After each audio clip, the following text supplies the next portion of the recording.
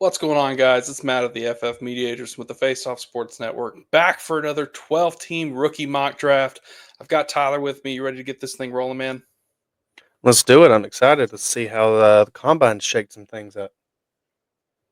We'll get the draft board up on the screen here. We'll get this thing kicked off. Again, this is a uh, 12-team SuperFlex rookie mock draft. We've got it filled with some pretty good managers in here. We'll see how the board shakes out for us. At no surprise, we've got Genty at the 101. Yeah, I mean, he's been the consensus 101, pretty much all year. I think unless one of the quarterbacks really lands in a favorable spot, uh, especially in that super flex, I don't know that anybody's really going to push him out. Yeah, Technically going off at 102, people are taking Ward there, but I think people are maybe showing some hesitancy on the quarterbacks here. Yeah, we'll have to see. I mean, landing spot's going to really matter. I mean, coach here at the 104, he's probably got his eyes set on Cam Ward. I wouldn't be surprised if that was his pick. We had Amari and Hampton at the 103. You know, there's some mock drafts out there, Tyler, that have 3 to 4 running backs going in the first round. Now, I think that's a dream scenario for fantasy. So we would love for that to happen, and certainly would give us a lot of things to talk about as we approach um, the draft season here in April. But, you know, what would be your mindset if you saw 3 or 4 running backs go in the first round? Would you start to see, guys like that creep up, and then someone like Emeka Egbuka, Luther Burden, those guys are going to have to probably slip a little bit, don't you think? Yeah, I would say so. Whenever Jameer Gibbs went in the first round, when he went with the 12th overall pick, everybody started clamoring because he was behind an elite offensive line with the Lions. And then, it just has been that way every year. We've seen him, Bijan, these first round running backs, they really get all the hype. So that shows that the team itself is investing in that position. I think it may be a little bit more team dependent, kind of situation dependent as to how excited I may get. But like you said, it pushes some of that wide receiver value down. And a lot of people are down on this class, but I actually think, you've got some good starters, maybe not stars at the position, but I think you've got some good wide receiver twos and threes that can put some depth in there. Yeah, and we see Coach, to no surprise, he takes Cam Ward. I'm sure he thought about it a little bit, just to keep you on your toes since you're right after him. But what's on your mind here? Yeah, I'm sure he was trying to keep me on my toes. I will be honest, if Cam Ward was there, I would have taken him in a heartbeat. Um, to me here, I struggle between Luther Burden and Igbuka.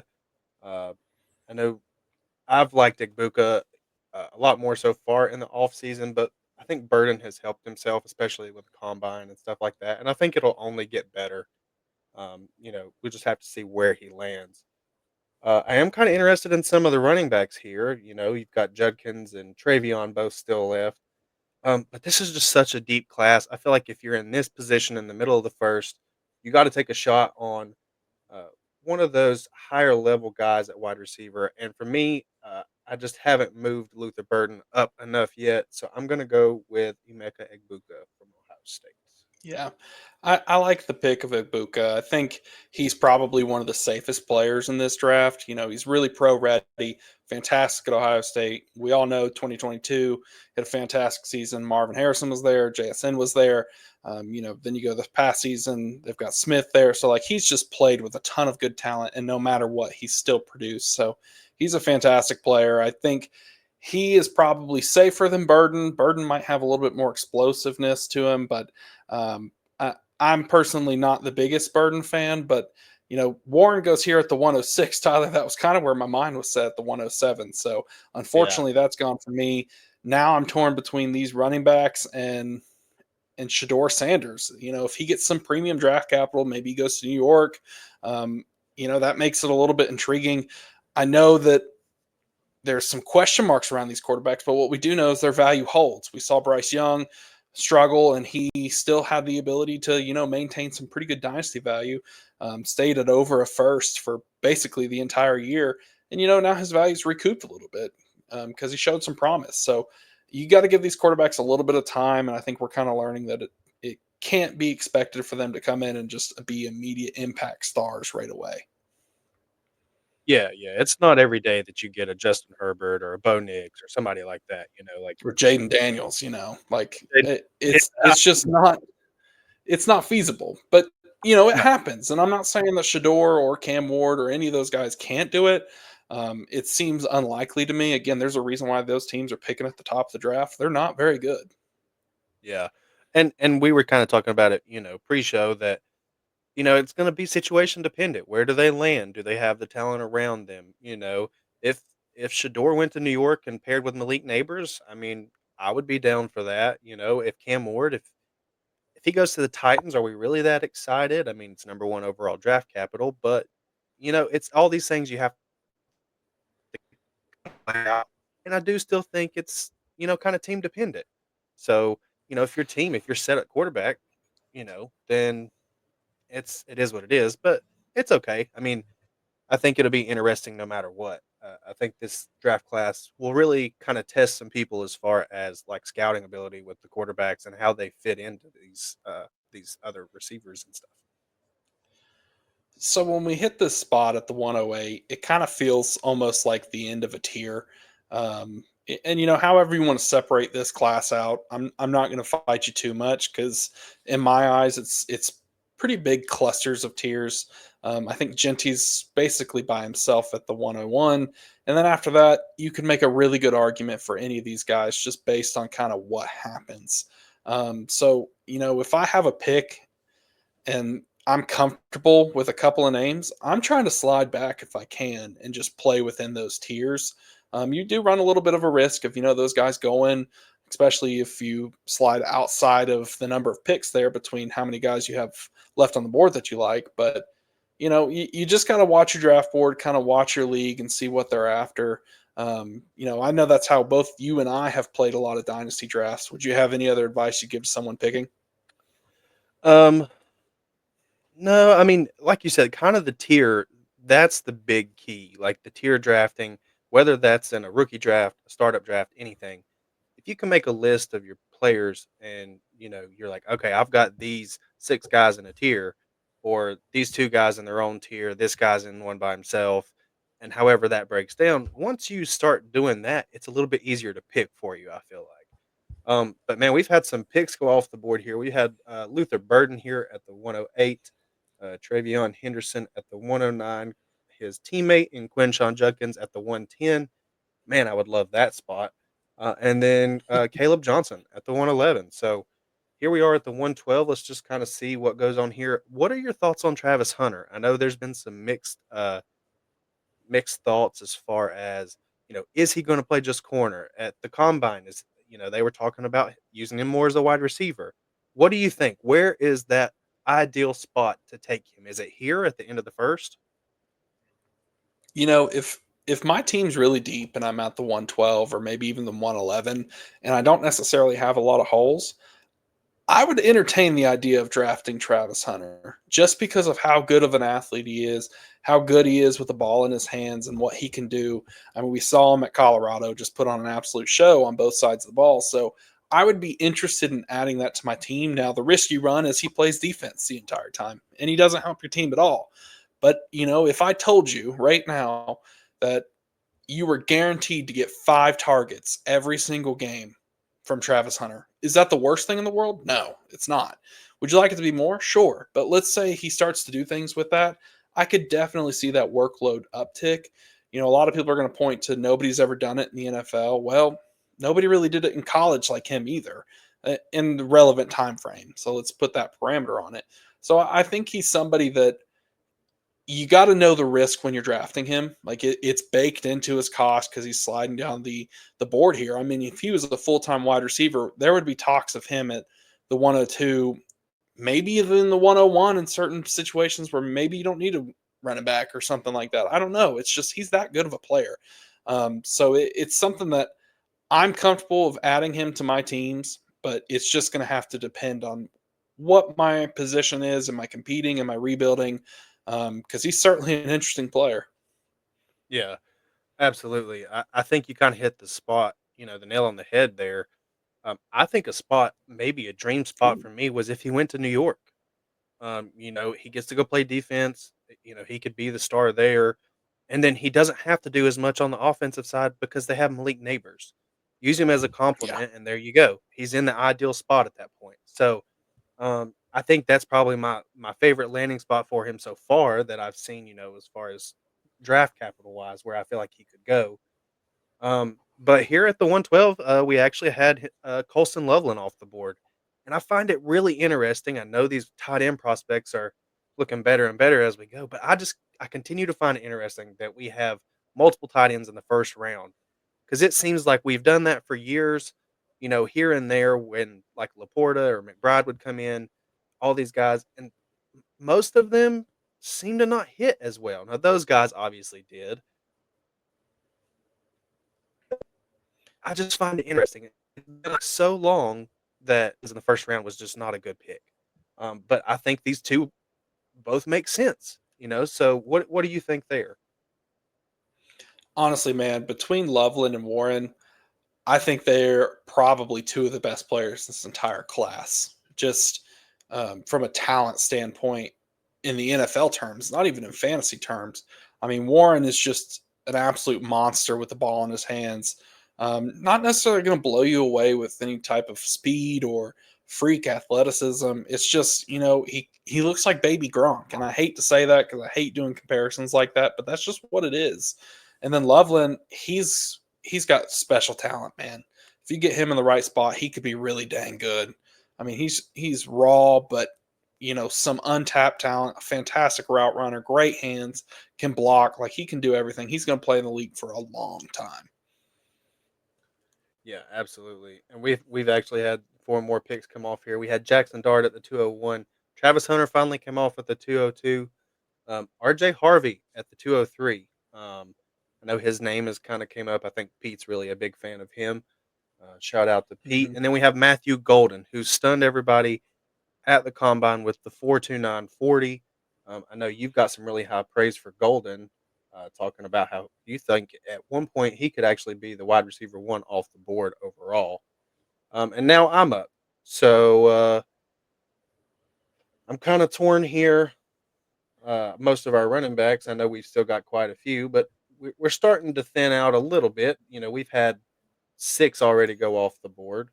And I think here I'm going to take my dart throw that I kind of like in the seconds. You're looking for explosive guys who have that that ability to always break a play, and it's somebody that I've liked ever since I watched his games in the SEC as well as some tape from him, and that's going to be Trey Harris. I know his 40 wasn't necessarily the best. I think it was like a 4.51, but we've seen with wide receivers that speed in the 40 is not always end all be all. So I think he's an explosive wide receiver that can take the top off of some defenses. And I'll take the double wide receiver start here. Yeah, I like it. I mean, I've talked a lot about Harris. I think he's a fantastic player. I mean, he was a first team all SEC wide receiver out of Ole Miss, and he missed a bunch of time this year. So that kind of tells you how good he was. When you get to the next level, he's got all the traits that translate really, really well. He's a fantastic route runner. He's got clean hands. He can make plays after the catch. Not necessarily the most explosive guy that's going to make people miss an open field, but he's got enough to make it happen. So he's somebody I love adding to my team. Then we've got a run here. Isaiah Bond at the 206. I took Jaden Higgins at the 207, who's getting a ton of steam right now. The big X out of Iowa State. He's not necessarily flashy, not going to be a sexy pick, but man, he could really be a good player for a team. I could totally see somebody like Green Bay drafting him in the second round, and he could fill that big X role. I mean, he's a chain mover, was second in FBS and first downs, fantastic hands. He can make some plays after the catch, contested catch guy. He's a good player. Yeah, absolutely. I mean, I think you kind of hit the nail on the head there with Green Bay. I mean, they're in talks for DK at this point, in the Mhm. offseason. So you talk about another big wide receiver, a big guy that can just be a chain mover. Maybe they go for it in the draft.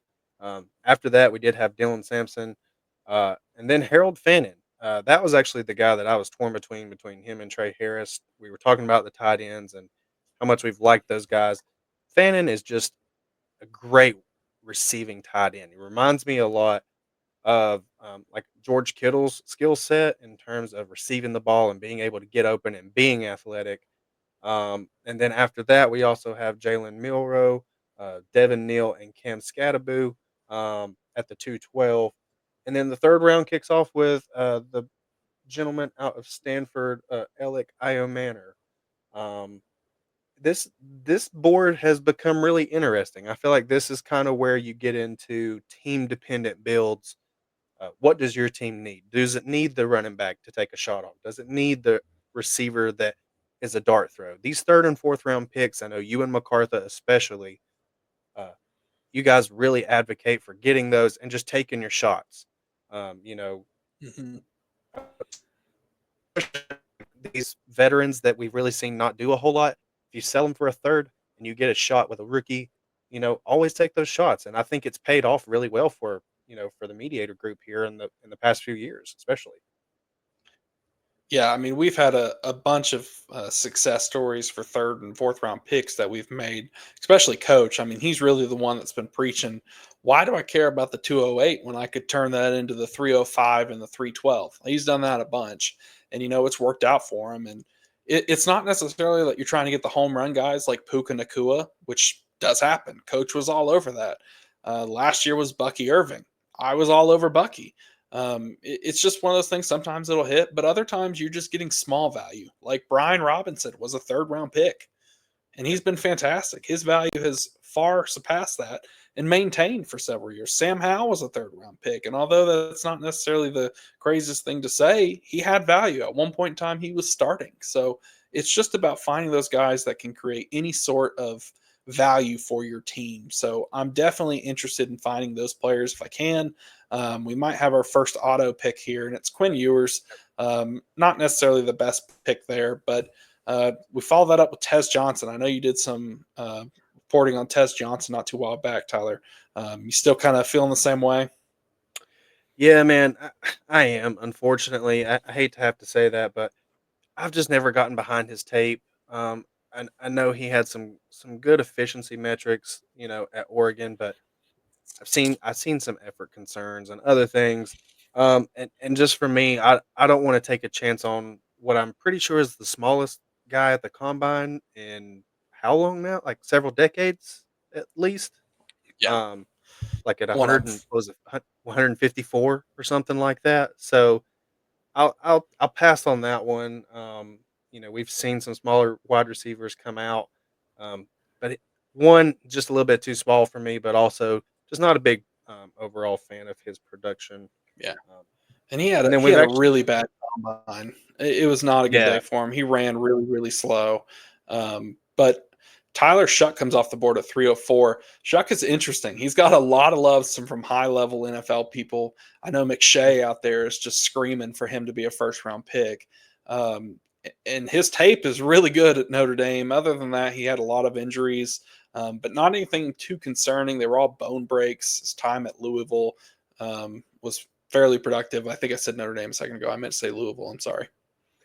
it's okay. Um, yeah, and I think that's coach kind of letting us know, like, hey, you should be looking at this guy.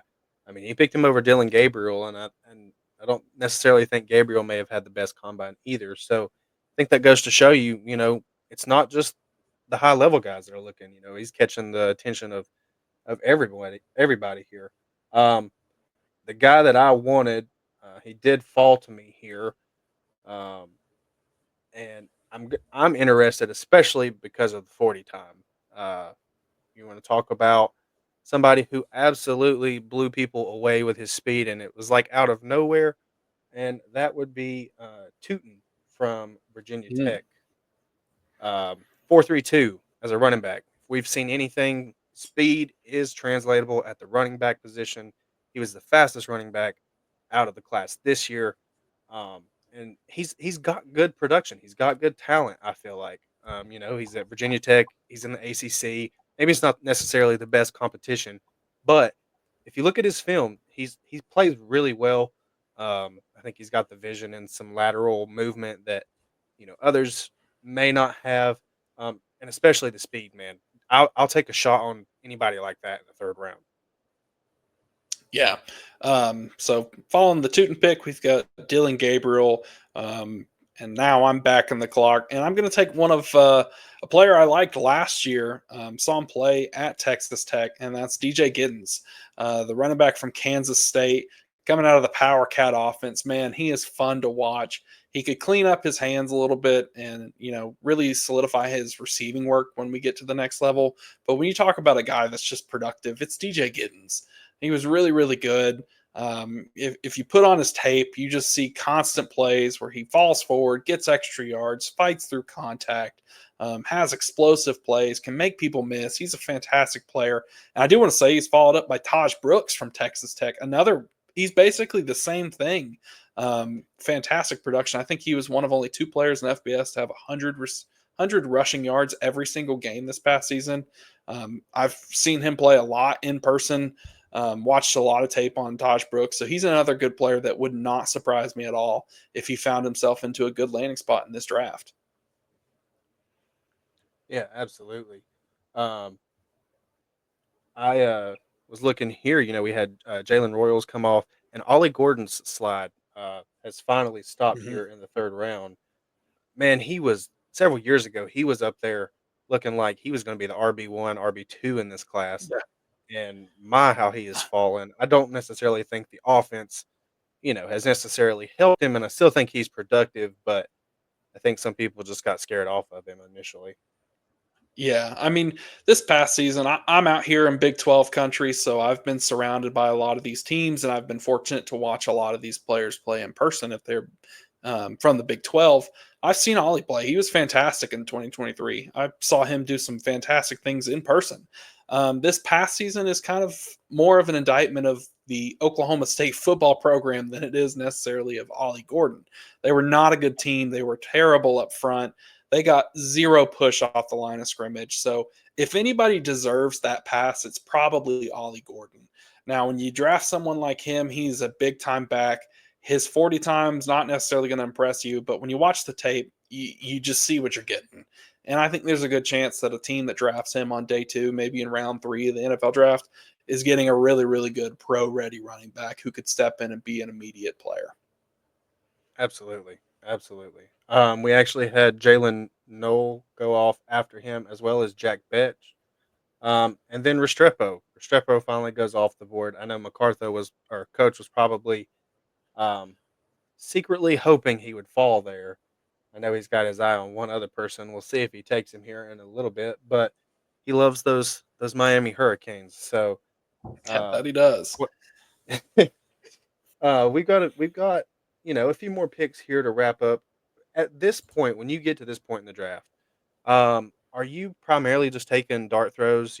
Taking people who are more. It's about situation and Mm. opportunity, than you are talent at this point. Yeah, that's a great question there. Coach always phrases this position of the draft as you're looking for opportunity. And I hate to keep dwelling on the picks of the past, but when we think about those picks, it's kind of an indictment of that strategy. I mean, last year, Coach and I think even you were standing on top of tables screaming, draft Tyrone Tracy. Hmm. He went to the Giants. The competition was not necessarily that great, and he was basically a free claim in the third round. I picked him up off waivers, I think, in a league. So when you get to that point, you're just looking for value and see where you can find somebody who has a chance to get on the field and make an impact. Because once they get that, then they really, that's all you need. Yeah, absolutely. And coach did take exactly who I thought he was going to take in Yep. Damian Martinez. I knew that was coming, but I didn't want to spoil it. Um, so Yeah. here we've actually, yeah, go ahead. Go ahead. Go ahead. Um, I'm up on the clock. Um, this is where we're starting to see these tight ends kind of come off the board. People taking shots. I do think this is where if you're taking tight ends, that is situation dependent. You obviously don't want to get a tight end who is stuck behind an aging veteran or anything like that currently. Um, and we've had some good things said. Taylor out of LSU, Gunnar Helm. I even really like Gadsden out of Syracuse. So those are all guys to keep an eye on as far as um, people to look out for with their landing spot. For me though, if I'm gonna have to pick here, and we're just taking dart throws, another guy that I really believe in, just talent wise. I know we're talking about situation, here, but talent for me, even though I've already taken two wide receivers, I'm gonna go Ty Felton out of Maryland. Um, I think he has the ability to break away here in the NFL, be that deep threat for a team. And if he lands in the right situation and a team that has a bunch of vacated targets, look at the Jacksonville Jaguars. You know, where do they go? They've just completely fire sailed it. Their whole team, it almost feels like. So, um, if he lands somewhere like that, I would take that shot all day. Yeah, I mean, Ty Felton led the Big Ten in receiving, so he's got the ability to do it. You already mentioned his ability to make plays after the catch, maybe be a deep threat. I think he also has some pretty good game in the intermediate. I'd be interested to see where he gets drafted. It's kind of hot and cold on him, but we'll have to see. Next, we've got Blue, the running back from Texas, goes super explosive. He's going to be a fantastic pass catching running back. He excelled at Texas doing Yes. that. I absolutely see him doing really, really well in the NFL. He reminds me a lot of like a Chris Thompson or a Tariq Cohen kind of guy.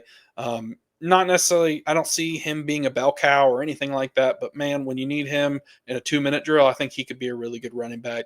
At the 407, I take Mason Taylor. We talked about him a little bit. I think there's a lot of upside there. I was torn between him and actually the next pick, which is Yep. Arroyo, the tight end from Miami. Super, super athletic. That guy is going to be an absolute monster at his pro day. He runs like a gazelle. It's absolutely impressive. Not a ton of production at Miami, but man, he has the chance to be pretty good.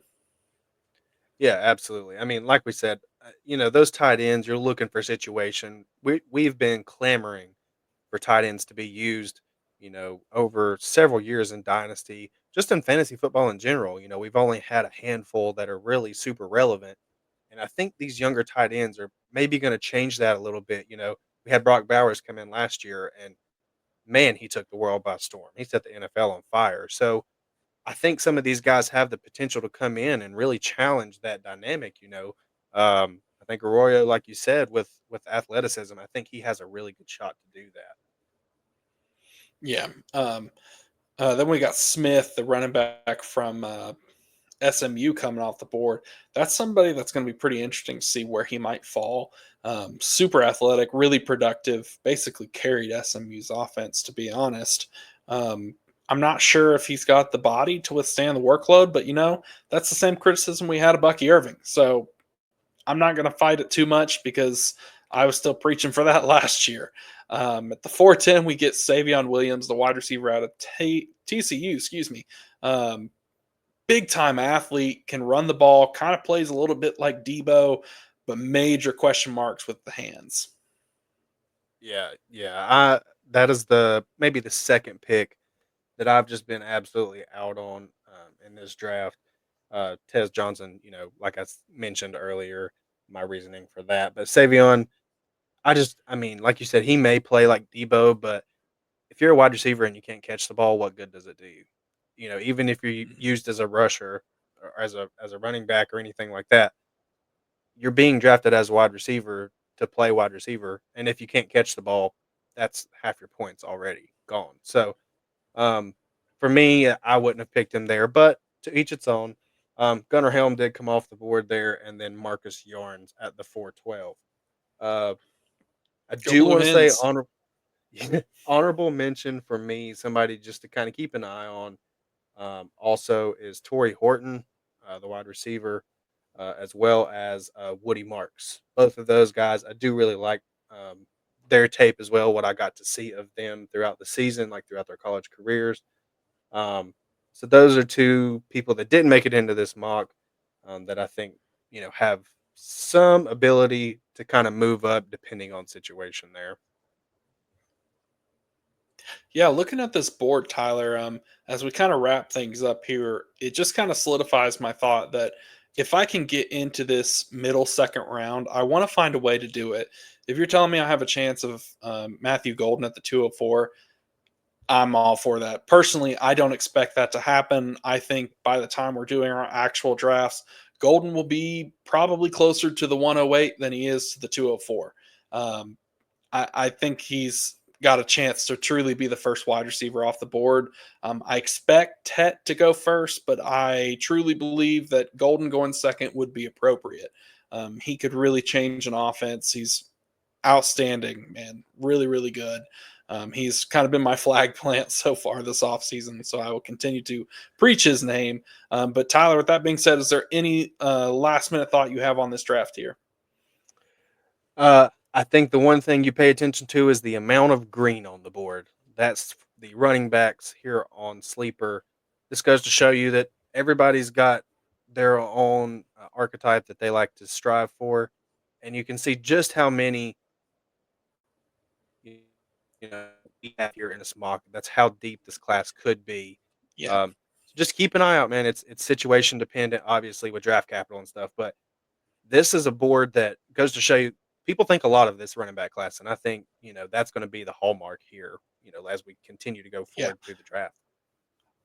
And when we hit April and the draft actually happens, do not be surprised if those three running backs at the end of this first round get moved up and they fall between the 104 to the 106. I mean, this is a running back heavy draft. We're going to see some teams likely take some shots, and it's going to be a game of chicken. Whichever team pulls that card first for whatever running back, would not be surprising if you see a run after that, because these teams got guys they like. Certainly you can draft one later, but I think these running backs that are going to go in the first round or maybe even the second and third round, those are the ones that are going to have the most fantasy impact and get to the probably the best landing spots.